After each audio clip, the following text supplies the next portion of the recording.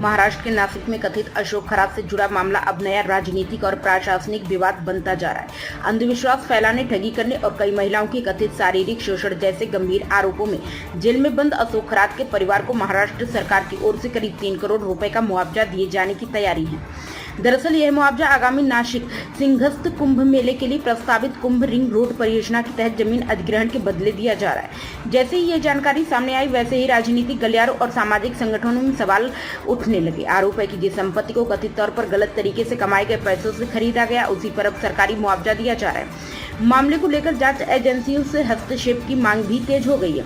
मुआवजे की राशि पर जांच एजेंसियों द्वारा लगाई जाए तत्काल रोक। इस मामले में अब राजनीतिक बयानबाजी और आरोप का दौर भी शुरू हो गया है। मांग ये उठ रही है कि इस मामले की जांच कर रही जांच एजेंसियों को इस डील पर तत्काल रोक लगानी चाहिए। शिकायतकर्ताओं और सामाजिक संगठनों का आरोप है कि अशोक खरात ने महिलाओं को अपने जाल में फंसाकर, ठगकर और अंधविश्वास फैलाकर करोड़ों रुपए की काली कमाई की थी, जिससे उसने शहर के प्राइम लोकेशनों पर बेनामी संपत्तियां और जमीन खरीदी थी।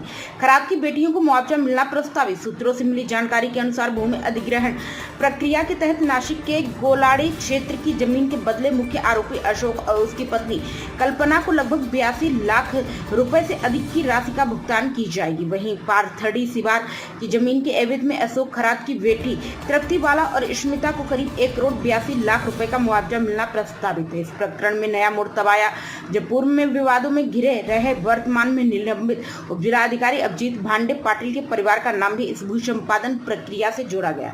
चर्चा है कि इस रिंग रोड प्रोजेक्ट की भूमि अधिग्रहण प्रक्रिया में उनके परिवार को भी बड़ा आर्थिक लाभ मिलने की संभावना है, जिससे प्रशासनिक साठगांठ की बू आ रही है।